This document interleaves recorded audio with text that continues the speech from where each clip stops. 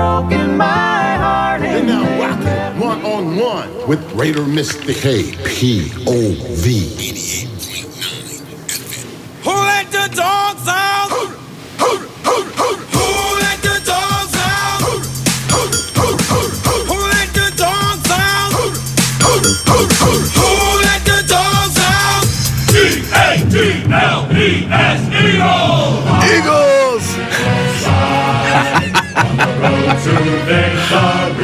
Oh man, it's Saturday morning. Eagles fight, score a touchdown, 1, 2, 3. We live in the studio. Hit 'em high and watch our Eagles fly. Fly, Eagles fly, on the road to I'm not cheering for the Chiefs.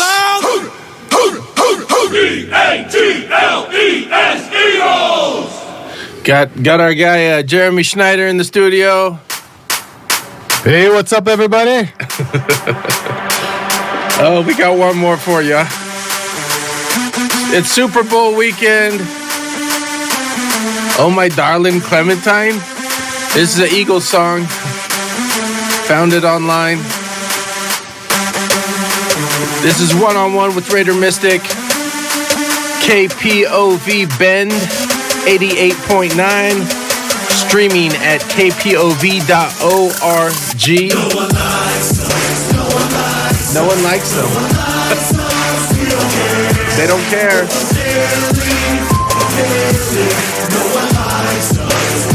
Philly.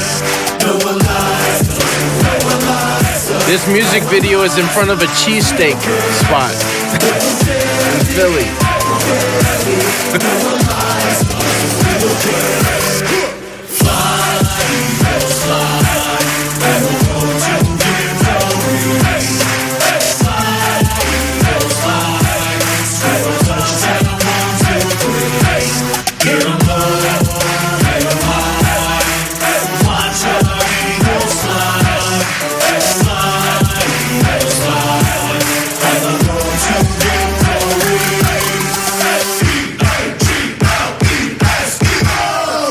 All right, that's a little football hype track there from some Eagle super fans hanging out in the. I gotta close this door here.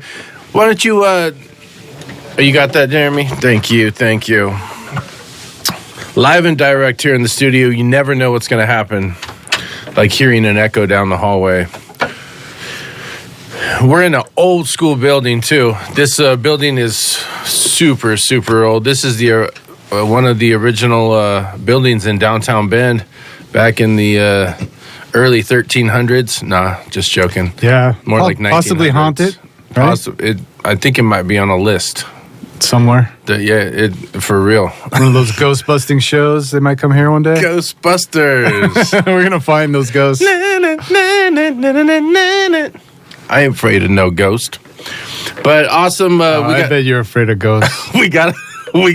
Let's not talk about that. We got a lot of good stuff going on here today. I'm very honored to say at mid-hour, we're going to be calling up Super Bowl champion Kenny King, former Raider, running back. He's in Texas right now. Looking forward to that. Raiders got a big decision this week, next week. They got to figure out what to do with Carr, right?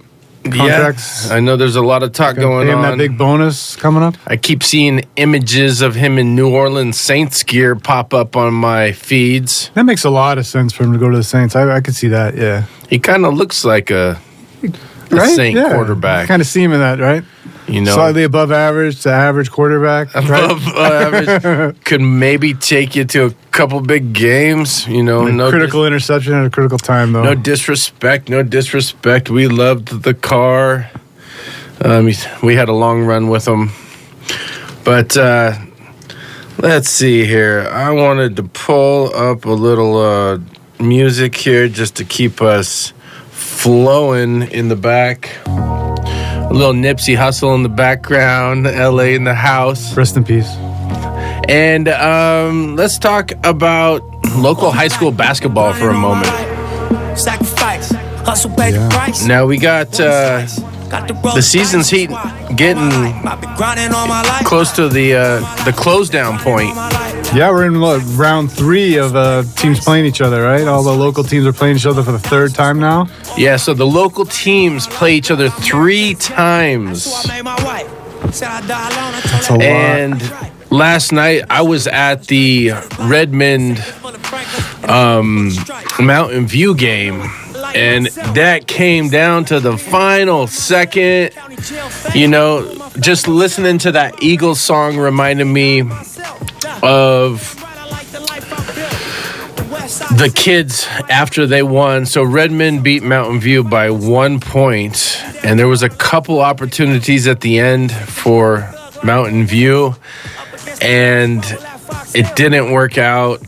And then all the kids rushed the court, and they're jumping up and down and singing the Redmond fight song. How's that go? Go ahead and sing a few bars for us real quick. And I'm wondering, I'm like, how do they really know their fight song?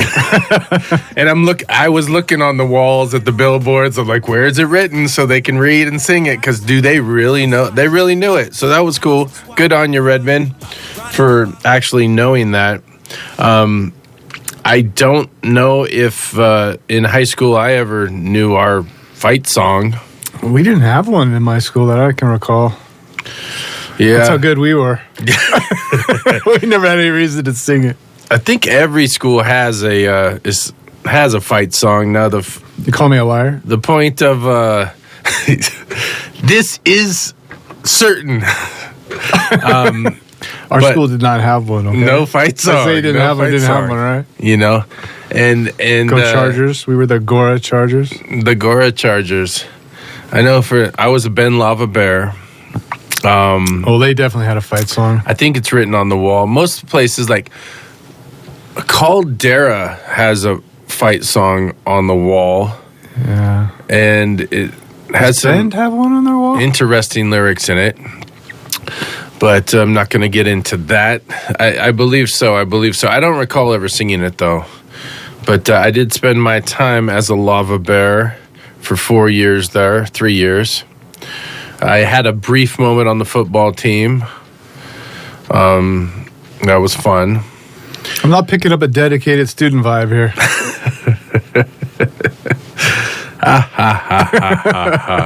Yeah, I'm glad I graduated. Congratulations. I was, Again on that. Yeah, thank you. I did it.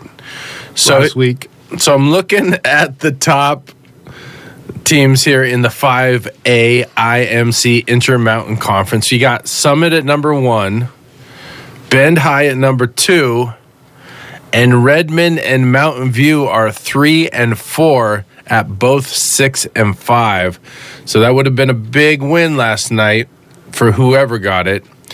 But, you know, Redmond won at the buzzer 2 games ago against Mountain View with a 3-pointer at the buzzer for the win. So Yeah. it's been close, grinded out games there. And then what I understand, I understand the big man for Redmond's coming back. That's what I heard last night. Within the next week and a half, 2 weeks, he's going to come back and maybe play in the last game or 2 and then be playoff ready. Yeah. That's pretty cool. Good for him. And so, yeah, they're going to be a little bit we'll see how that works out. I thought he had a break and a dislocation, and it Put a little metal plate in there from what I heard. Yeah. Really? Yeah, but it's all healed up was what I was told last night. Man, kids these days. Yeah. That's been pretty quick turnaround. Real there. game changer, that Ottman, when he plays. Oh yeah, changes the whole focus of their defense and everything. Oh yeah, he's got the what, extra 5 inches. Yeah. So super tall, good shot, good player, nice all guy. around. Yeah. Energetic, team pump up, team player. What you want. So I guess all 4 of those teams are playoff bound. Sounds like, huh? It sounds like, but from my understanding, the top 3 for sure make the playoffs in the IMC, and then it's the top 3 from each division. So there's like a 5A1, a 5A2, a 5A3, and we're the 5A4. I believe it's the top 3 in each division, and then there's a couple extra wild cards. So hopefully... So that's where the rankings come into play. Yeah. So currently Summit's number 1 in the whole 5A, and Bend is number 9, but number 2 in the IMC, which is kind of strange. And then Redmond is number 5, and Mountain View's number 6. Oh, So Mountain View still got a strong ranking yeah. they're gonna because get they in. started off really strong, and they were winning all their games outside of conference. It sounds like all 4 will get in. So you heard it here first. Prediction, all 4 of those teams are in the playoffs. Congratulations. Congratulations. And so that's, and then I'm looking over here at Trinity, right? Trinity is hanging in there at number 4 in their Mountain Valley League. Well, I'll get a good look at Trinity today. I'm going over there this afternoon to do their game. Yeah. Yeah. I think they just had a game last night or 2 days ago. I know they played Chiloquin. I saw some updates on that. I try to avidly follow all the high school teams, and we know people everywhere growing up in Bend and being friends with all the players and the coaches and all that stuff. Yeah, Trinity's got a nice team. I've reffed them a few times this year. They're athletic. They've got some size. They compete. They've got some real good 3-point shooters. I could see them getting into the playoffs and making a little run even, maybe. Yeah, and a couple of those guys are young, too. Barry, it's a young team overall, yeah. I think Crane's probably the favorite at that level. Oh, Crane. Yeah, they're a good team. I saw them play Trinity earlier this year, and they're a good team. Yeah, I believe I was at that game, front row seat, VIP. Yeah, I was a ref in that game. I saw you there. I brought my nephew and my youngest son, and the players slid into us, and they thought it was like the greatest thing that ever happened. Front row, players sliding into you. Oh, my popcorn! And I think that was the moment that made my nephew be like, I want to go to more basketball games. Nice. I'm in it. So he was excited about that moment. And, the one thing I'm not excited about basketball conference, this is to every high school out there, is the same food at every single gym. Get you a hot dog? Hot dog, popcorn. You want some nachos with that? Nachos with the fake cheese. We've got red vines if you want some red vines. Red vines. I don't see junior mints. You could add some junior mints in there. There might be a Polish hot dog there if you're lucky. Oh, man, I that's did edgy. I was out at Madras. No, Culver. I was at Culver yesterday, and they had the Polish hot dog on the menu. I was doing some girls' middle school basketball there. They sold food at the girls' middle school game? Yeah, well, they were having a big wrestling match there as well, so I think it was more for the wrestling than the basketball yesterday. But as a basketball fan, you could have purchased a Polish hot dog. You didn't have to be a wrestling fan to get one. So, yeah, technically it was there for everybody. This was nice of them. That's very nice of them to open the menu. They had popcorn, too, which is unusual at a high school game to have popcorn. No, popcorn seems to be... Oh, that's true. Seems to be a thing. Universal. Just so you know. Yeah. One of the referees I work with, his favorite thing is to always get a bag of popcorn after the game. Free popcorn, is that his move? No. Do you have some popcorn for the ref? Is that the line? Hey, how about a bag of popcorn? I've seen that move a few times with some of the refs I've worked with, I'm not the colonel, but I'd like some popcorn. No. I'm not going to say I've gotten a few bags of free popcorn, but I have. Okay. I mean, you're hungry after you finish these games.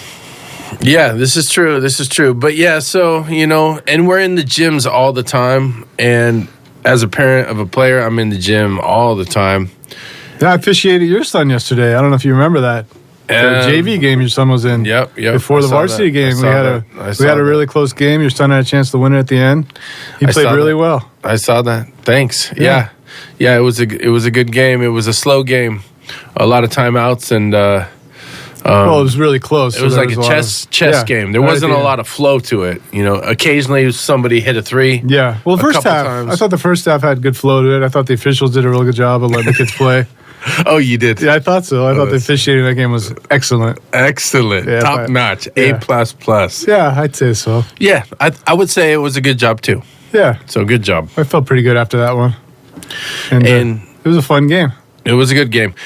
And, that's how every single game between those two teams, Redmond and Mountain View, whether it's the junior varsity game or the varsity game, they've been pretty well matched up. I didn't get to stay for the varsity game, but my understanding is your son got in at the very end of that game and was put in there to maybe take a three to help close the gap there. Yeah, at the end, huh? He had a big moment, his first big moment, and possibly doing something in a big moment. And, That's pretty cool. That was a nice idea. I liked it. Yeah. Let's traverse over to LeBron James. The Lakers reloading the entire roster.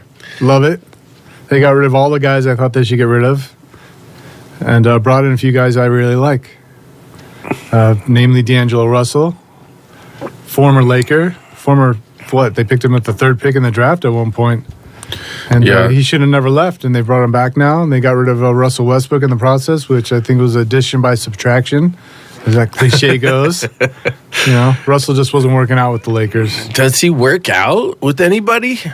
I mean, I don't know. He was there's been multiple teams he's been on. He's kind of just like jumping around now. Yeah, he's at that point in his career, right, where sometimes that happens with these really great scorers, right? They're scorers, but they don't do a lot else.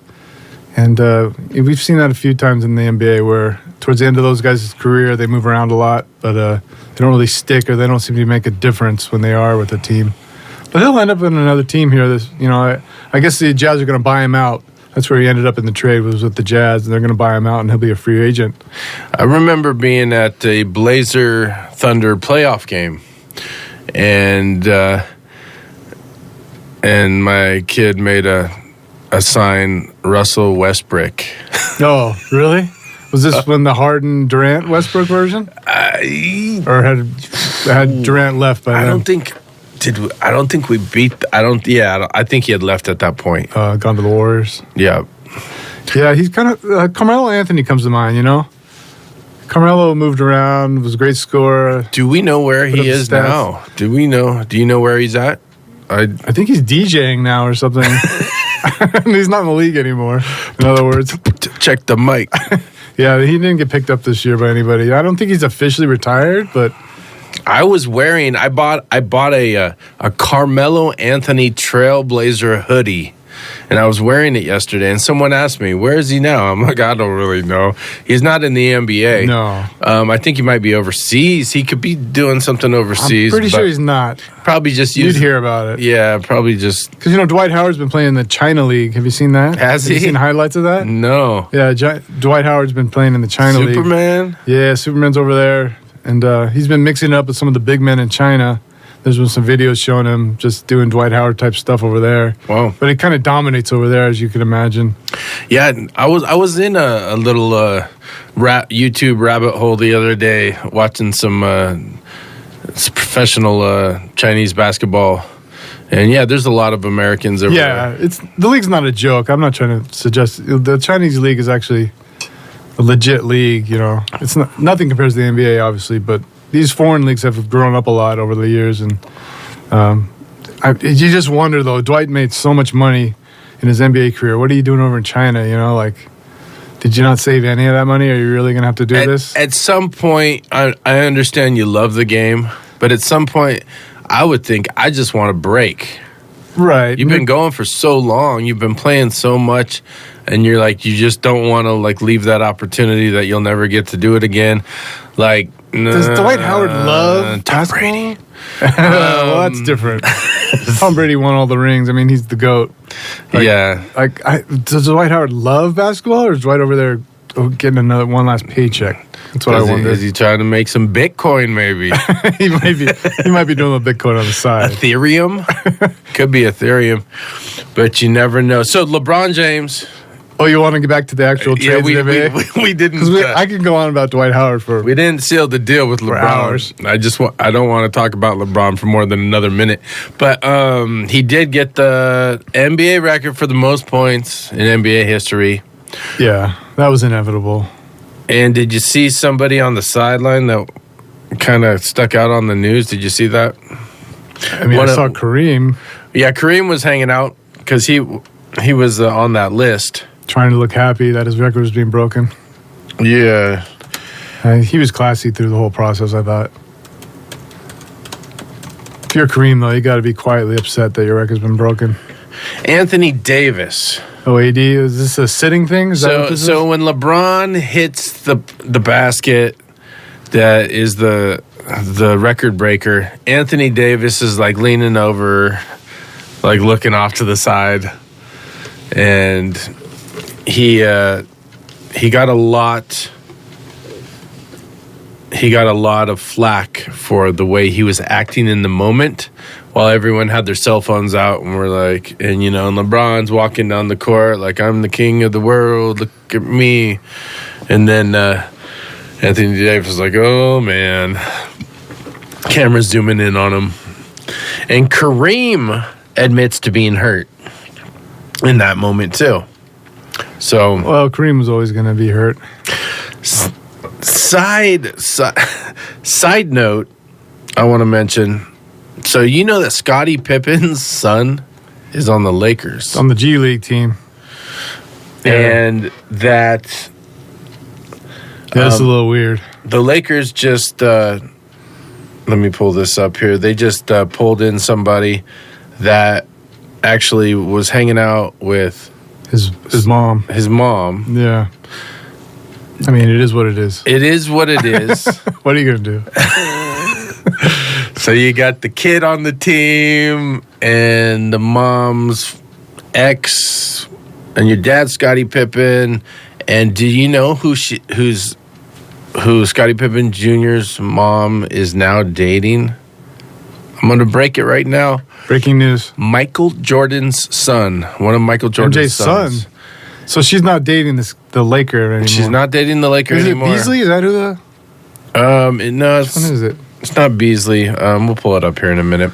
But, yeah, crazy drama. Yeah, it is what it is. Because they got Russell, Vanderbilt, Beasley, Mo Bamba. They brought in a lot of guys at the trade deadline. They reloaded the entire team. Like, you can date Hachimura. anybody you want in the whole world. Like, just stay out of, like, dad's, like, best friends and stuff like that. That's awkward. It's kind of strange. But anyways. Pippen's not actually on the Lakers. He's on the G League team.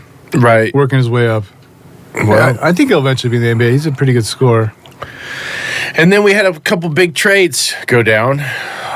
Biggest one, according to some, it could be the biggest trade in NBA history. Kevin Durant goes to the Suns. The Suns, yeah. Which, is a good move for the Suns. Obviously, you might as well take your shot, right? But they did give up a few guys to get him who did a good job as role players for that team. But now you got Kevin Durant, Devin Booker, and Chris Paul. And they didn't give up Ayton, the big man in the middle. Oh, yeah. I like him. They managed He's pretty to keep good. him. Which you wonder why the Nets didn't end up with him. I mean, seems like they could have demanded him in that trade. My guess is they didn't want him and his big salary that would come with him because they're going to rebuild that entire Nets team, I'm guessing.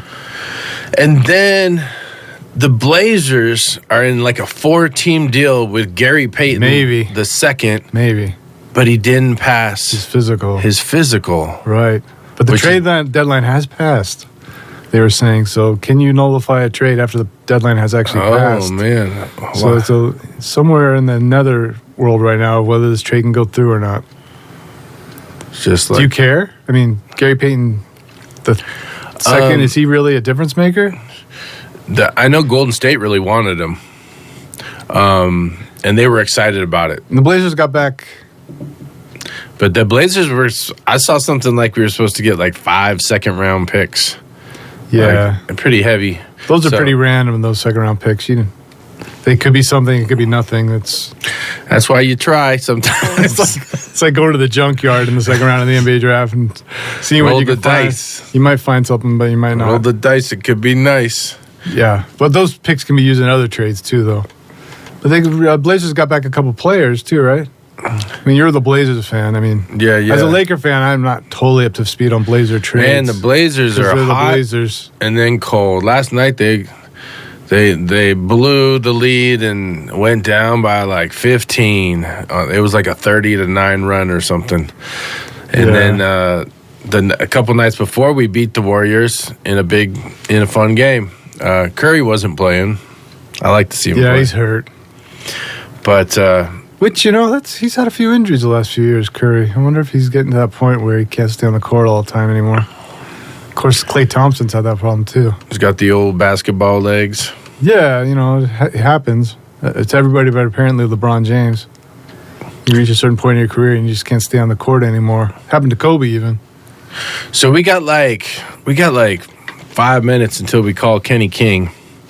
I got a little audio I wanted to play of some of Kenny King's highlights and a little intro to him. So I'm going to drop that right now and let you tune in and check that out. And then we're going to give him a call and see how he's doing on this fabulous Saturday morning. Super Bowl Saturday weekend. In case you don't know, it's a big weekend in U.S. sports. Super Bowl. Chiefs, Eagles. We are Super Bowl bound, baby. Chiefs, Eagles. Going all the way. And there is still another weapon acquired in a trade with Houston. Acquired. The young man from Oklahoma, number 33, Kenny King. So Oakland, as always, is a dangerous, challenging team. Oakland has a new face in their backfield this season. He's Kenny King, number 33, acquired from the Oilers in the Jack Tatum trade. Against the Chargers, the Bay Area's new kid on the block ran for nearly 140 yards and 2 touchdowns. King, what an addition to this team he made a year ago. In the fourth quarter, with the game tied at 24, San Diego linebacker Woodrow Lowe reads the Raider play to be one of Oakland's bread-and-butter strategies. An inside run with fullback Mark Van Egan blocking for Kenny King. As Lowe moves over to fill the gap, King sees Lowe step to the inside and slides to the outside. The result, an 89-yard run, the longest in Raider history, and a 38-24 victory. Third down and 3. Ball at the 27-yard line. King gets the call. Big opening on the outside. Look out. There's that speed they want. There's that speed they want. We got a ball game. King in for a 27-yard touchdown. What a trade by Al Davis in getting Kenny King. You got to give him credit as you look at it again. I told you if you thought Oakland was out of it, you're crazy. You know too much. I'll tell you what they did that time. They caught Ham on the inside. Donnie Shell didn't really, I don't think he realized how fast Kenny King was. When the ball gets close to the goal line, the Raiders call upon their premier runner, Kenny King. King's touchdown capped off a 28-17 win for the Raiders, which propelled them into first place in the AFC West, a position they last possessed in 1977. Now the back's in the eye this time for the Raiders. The handoff to King, surging to the right, breaks it at right tackle, streaks to 30, 35, cuts back at the secondary, the 40, 45, 50. Thomas after it. Here comes another man at the 30, at the 20. He is run down from behind. 63 yards for Kenny King. And then there was the AFC Championship game triumph over the Chargers in San Diego. The 10th championship game for the Raiders organization in just 14 years led to the New Orleans Superdome.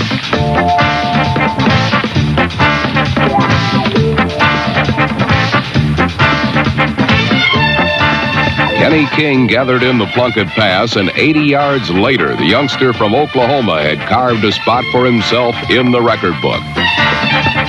Oakland now led 14-0 as King's jaunt wiped out the previous receiving mark. 75 yards set by Baltimore tight end John Mackey in Super Bowl V. A second look shows that Plunkett saved the play with his scrambling, then was able to just loft the ball over Eagle cornerback Herman Edwards. King then did the rest. A year which began with a glorious Super Bowl Sunday and a dominating win reflecting the incredible history of the Oakland Raiders, pro football's winningest team. A history including some of the greatest players, coaches, plays, and games ever seen. All right, that's a little highlight reel of Kenny King right there. I'm going to get Kenny on the line here while my guest, OSAA, highly ranked official, breaks down Slightly football ranked, for you a second. Yeah, so tomorrow we got the Super Bowl. We got the Chiefs, Eagles, Hurts versus Mahomes. Two really similar teams. I'm I'm kind of torn. I don't really have a strong leaning towards either one as far as a pick. Could go either way is my take on it. Maybe the last team with the ball kind of situation, assuming nobody gets badly injured throughout the game. Mahomes comes into it with a little bit of a banged-up ankle, I guess. Hurts seems pretty healthy. Hasn't seemed exactly the same since he had that shoulder injury late in the season. Two teams whose defenses, I'd give the Eagles a slight edge on defense there. Yeah, they're just a little bit stronger on D. So the Madden prediction broke down that the Eagles would win. Not by much, though, right? I don't know what I didn't see the percentage on that. And then I saw where 3 astrologists broke down both teams' birth charts. Those are key. And all that stuff. And you got to be careful. But it's your own chart reading show. Hey, you got to be careful. My girlfriend's out there reading astrology. She has got her own show, too. Did she run the numbers, or she didn't do the Super Bowl? No. She stays out of sports? No, yeah, we didn't crunch those numbers, but they all predicted the Chiefs. Three out of 3 predicted the Chiefs. I'm gonna call Kenny on the line right now. Let's get him on the line here. I'm taking the Eagles, just for the record. Live and direct on radio. Hello, Kenny. what up, Chambers? What's up, man? Not much. You ready for the polar plunge? The polar plunge.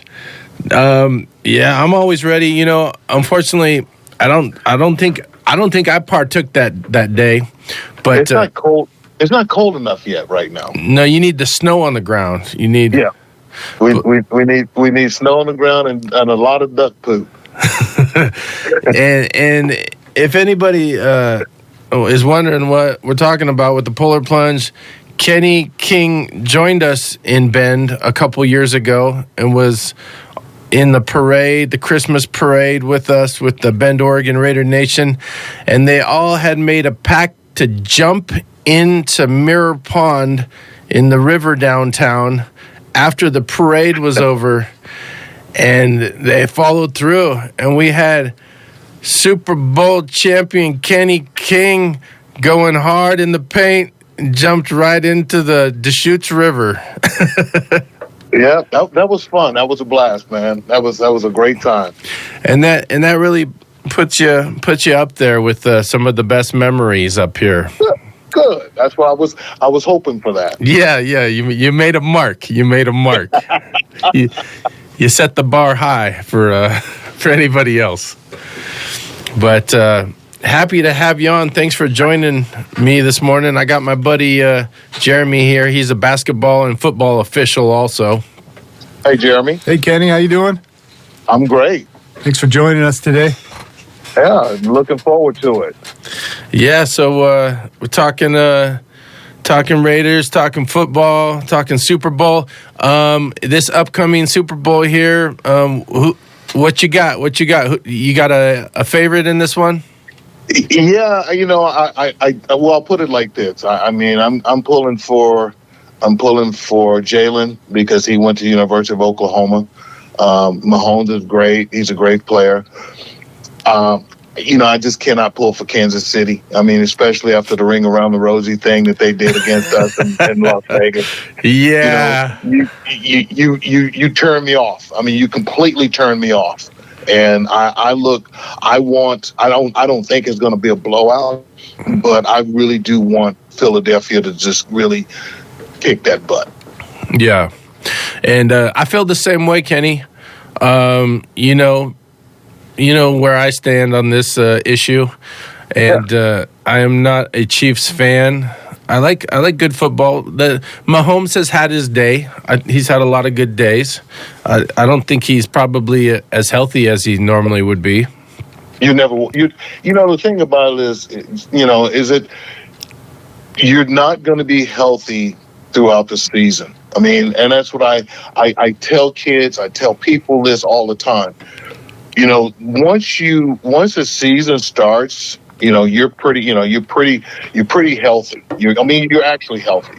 Then that first couple of games, you get a little nick here, you get a nick there.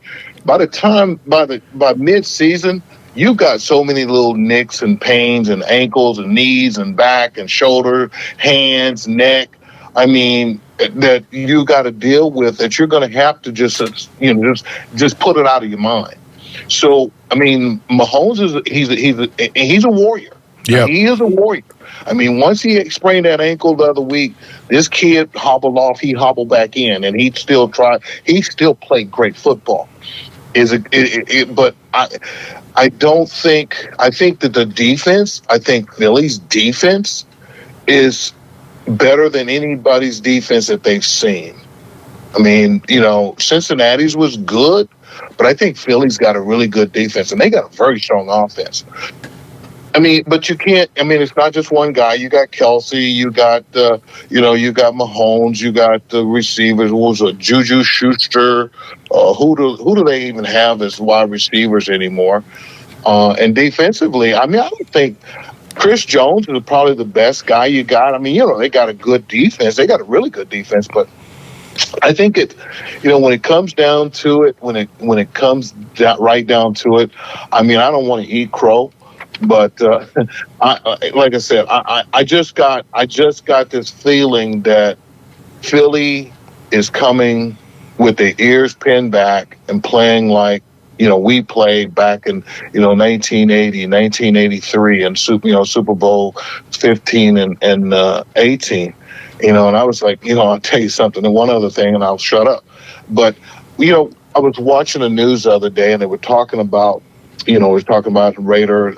Super Bowl highlights and all this stuff. And 42 years ago, we were in Super Bowl 15. Wow.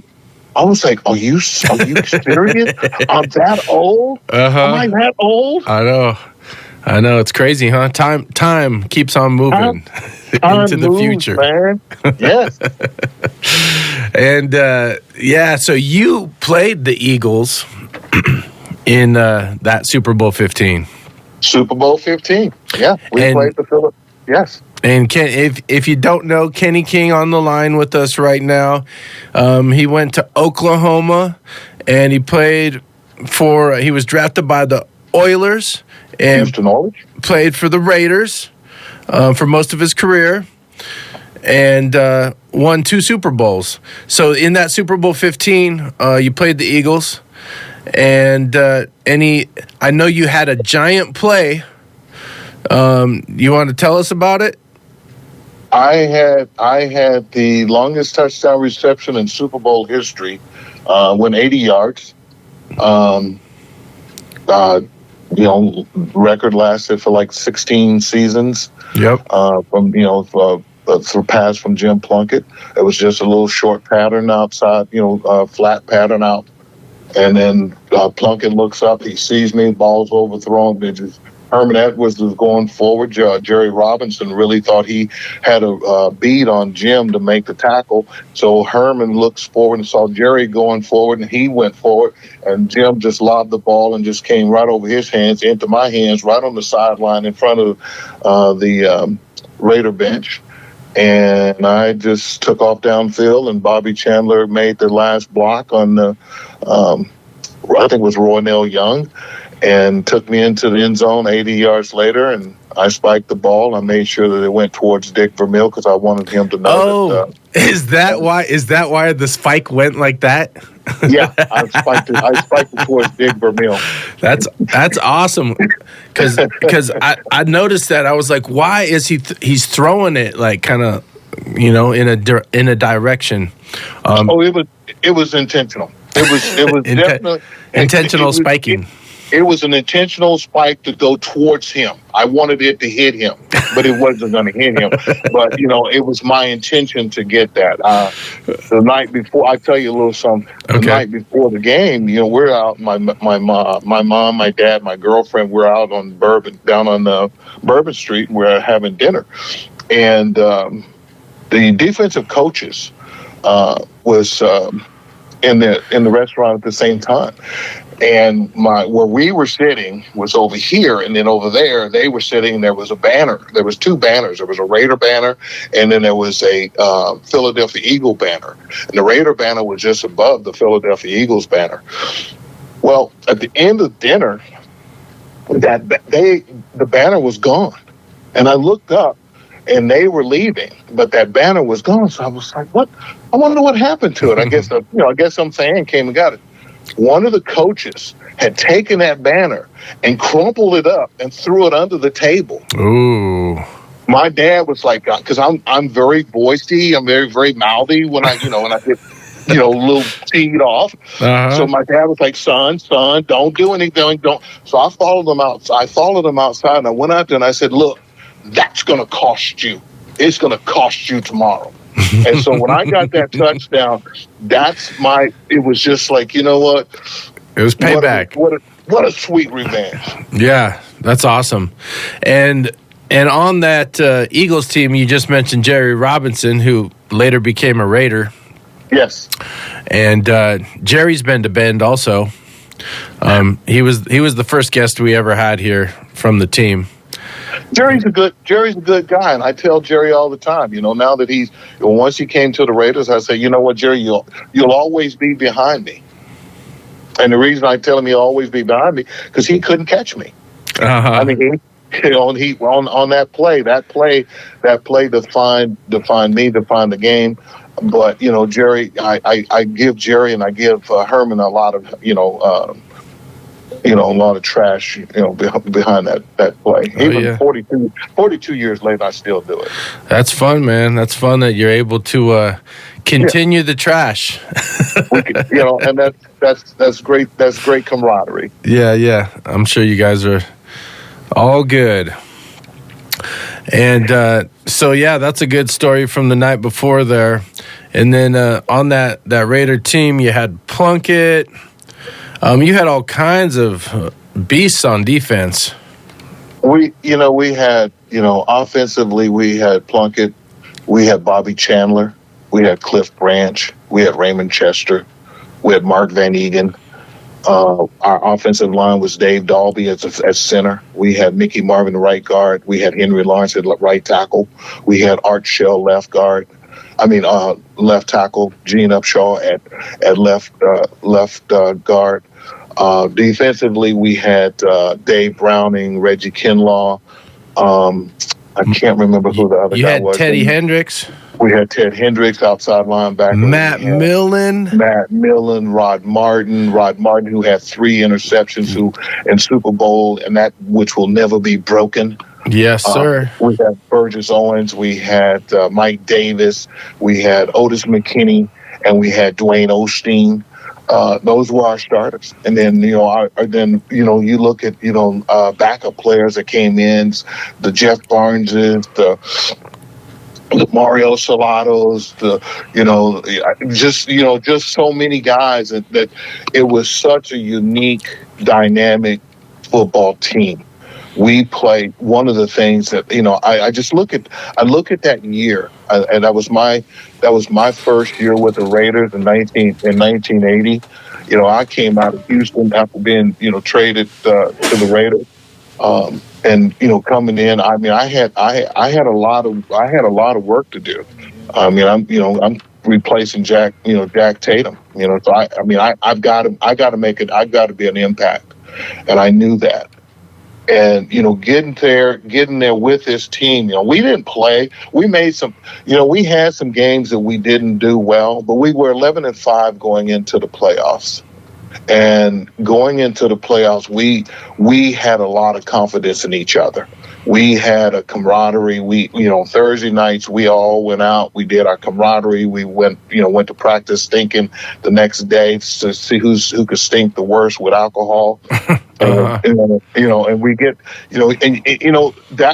that's what made us who we were. And and that team, I tell you, like I said, that team was dynamic. I mean, what we did and what we were able to do. First wild card team to win a Super Bowl. Yeah, and that's epic. Yeah, but yeah, that lineup is heavy duty. I know Matuzak was there too, I believe. Yeah. Oh God, you want to hear the story about Tuz? Of course, I want to hear that story. I just watched Revenge of the Nerds a few weeks back, and I always loved him in that movie. Well, the twos decided that, we had already we made a pact that nobody's going to go, curfew. We didn't have curfew Sunday night, Monday night, Tuesday night.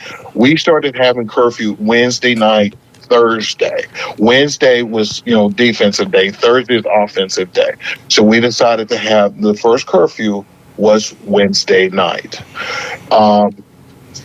And we had made a pact. That nobody is going to stay out. Nobody's going to miss curfew. No one's going to be late for curfew. We've had Sunday, Monday, Tuesday to do whatever we want to do and do it well.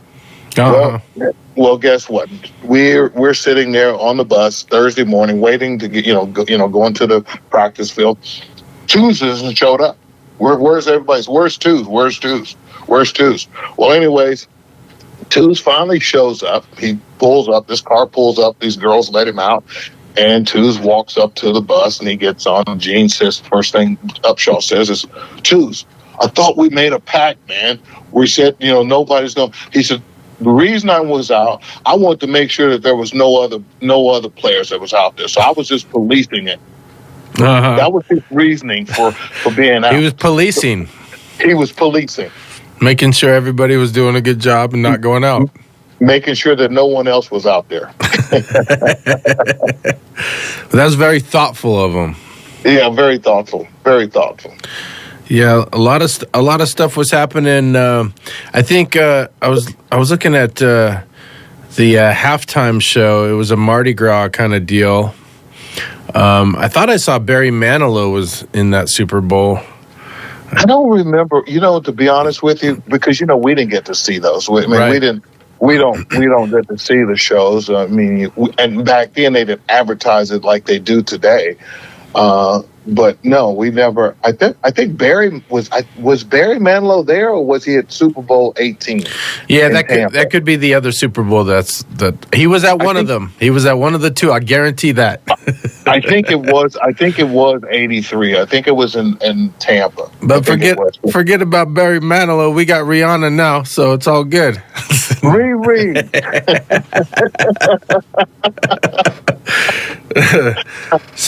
So comparatively, as far as the Super Bowl has grown, I believe, over the years. Really? Seriously? It's quite a feature, huh? What is it, like 100 million people? What's the projection of how many people to watch the Super Bowl? I mean, back then, yeah. It's the growth of the Super Bowl from 42 years ago. I want to say, from what you made, how much you look. I mean, the rings, the sizes of the rings. Now they have these rings now that opens up the top and it's show the stadium, and I mean, just so gaudy. And I mean, I would say that our rings were, I know, were valued somewhere around between $2,500 and $5,000 to make. I would say today they're probably somewhere around $100,000 to $150,000. The cost of just the tickets alone. I had 20 tickets for family and friends that came from Clarendon.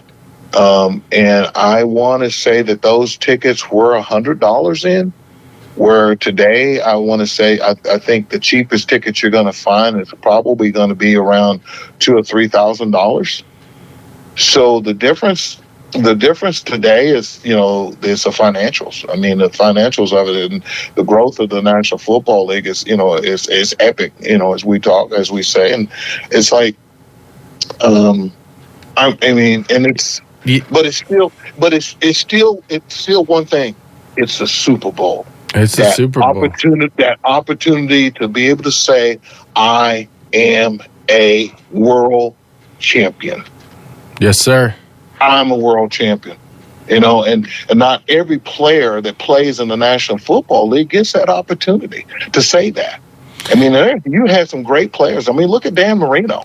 Dan Marino was, Hall of Famer, but did he win the Super Bowl? Did he win the Super Bowl? No. Yeah. Perfect. Another one. Jim Kelly. Jim Kelly. That's a tough one right there, huh? great football player, great guy. How many Super Bowls? Like 4. And how many back-to-back Super Bowls? Back-to-back. But what lost. So, I mean, it's a thing, you know, I mean, like I said, myself, I'm honored to be able to say that I had the opportunity to play in the biggest arena ever. That's the biggest arena that you're ever going to play in. Because the world stops and everybody knows and everybody remembers. I go places now, and people still, you had you had the Super Bowl record. Do you still have that record? No, it got broken, but you know what? They remember that they remember, they remember champions. And I'm honored and to be able to have had that opportunity. And as anyone in football, all the kids, all the kids playing the Pop Warner, the Park and Recs, the high school football, all the way to college football. I mean that's the dream, right? Make it all the way. That's the goal. I mean, there's guys who thinking about, after, the afterlife and being in the Hall of Fame and, and all that. And I think that's all good and dandy. I really do.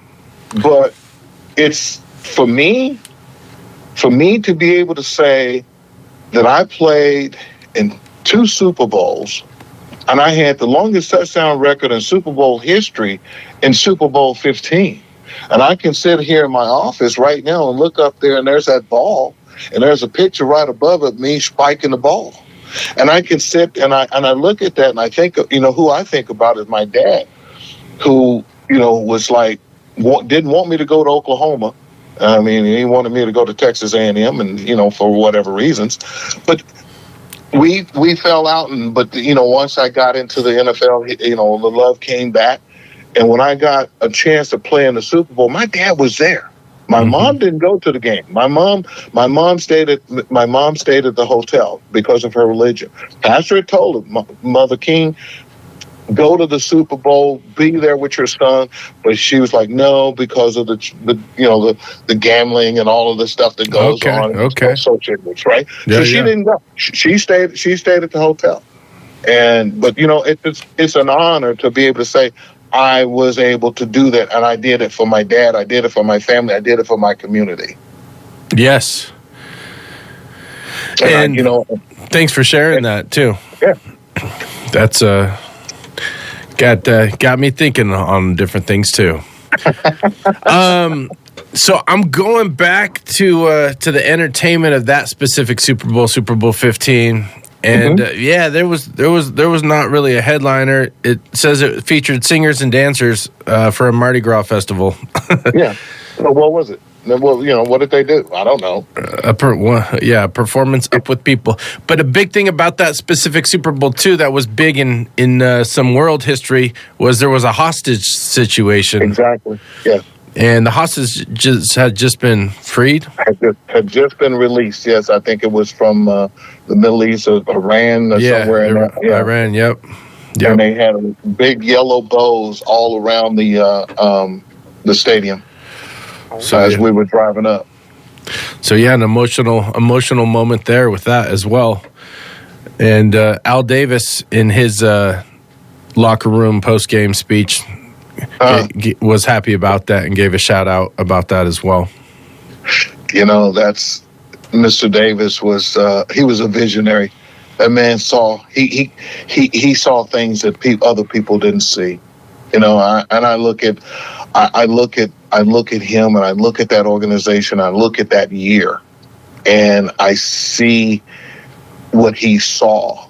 That visionary that he saw, the players that he brought in. That he just, that year that made the difference of the year before. And it clicked because of who he was. And then not only that, the coaching that he had. Tom Flores as the offensive, offensive head coach. Lou Erber was the offensive coordinator. Charlie Sumner is the defensive coordinator. And then the coaches that we had, we didn't have as many coaches as they have now. I think they got like 20 or 30 coaches now. We had like 6 or 7 coaches for the entire team. And,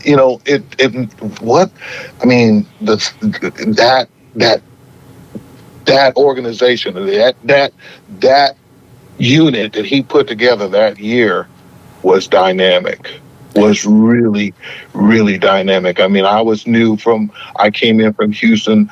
Bobby Chandler came in from Buffalo. Burgess Owens came in from the New York Jets. Otis McKinney came in from the New York Giants. Bob Nelson, Nubby, he came in from Arizona Cardinals, I want to say. Hold on. Why are we calling him Nubby? That was just his nickname. I don't know why he's called Nubby. It's called Nubby. All right. I mean, these are the new faces that came in, that came in to the Raiders in 1980, and man, what a difference did it make! What a difference it made! And I got a connection, with Al Davis as far as when he speaks up for human rights stuff and and that right there. You don't see a lot of people, sticking their heads out a little bit and trying to make things better. Al didn't, he wasn't there to please. He wasn't there to please the money. Al was there for the people. He believed in the people, and a lot of people today don't believe in the people. They believe it's all about the money. It's all about the other BS. Yeah. And that's what I loved about. That's one of the things that I loved about playing for the Raider organization, because I felt like I was not judged. You're Kenny King. You're not black, you're not white, you're Kenny King. And that made a difference. That made a huge difference. And so, Kenny, we got just like 3 minutes left here. I want to let you know that I think you're an awesome person. I love the way you share your stories. Ever since I met you and when you were in Bend, and we hung out quite a bit, and continued to stay in touch. I think the last time I saw you was maybe at the Denver Stadium outside in the parking lot. Yep. We were rapping in the parking lot, ran into you. I was trying to get you to get me on the field, but we didn't. Maybe next time. I didn't have the pull in. My daughter. I was there for my daughter and her husband live in right. And, so I was a guest of theirs. So the Raiders didn't even know I was in town. I kind of just slid in and slid out. Which is a good way to be sometimes. But the next time we do it, I'll definitely I'll make that happen. Yeah, no worries. I'm just joking around, but if we could do it, I'm all in. I never been on the field, so not once yet. And being like a president of a club for a decade, and we're still working at getting in there a little bit. You know what? Maybe we'll have to plan a trip to Vegas, and I can definitely make that happen, because the organization, they once a Raider, always a Raider. They love us. They admire what we've done and cherish what we've done, and like you said, being the president of the band organization, Raider organization, alumni. Yes, sir. You deserve that, and I will definitely work and make that happen once we get to Vegas. Well, I appreciate that. That's awesome. And then can we get a 4-dub, a halftime performance too while we're there? Let's keep plugging away. No. Let's just get on the field first. I know it's some tough competition out there in Vegas. We got Ice Cube and all kinds of people jumping up and doing the shows, so. Look, they even had Henry. They got Killer. They got Killer up there to perform. I mean, he haven't performed on the field. They've got him performing at the, the arena upstairs over by Mr. Davis. Right. Yeah. Well, Kenny, it's in 15 seconds. We're gonna go. It's gonna automatically switch us out. So we love you. Thanks for being on, and I'll talk to you soon. Okay. Peace out, guys. Love you. All right. Go Raiders. Raiders.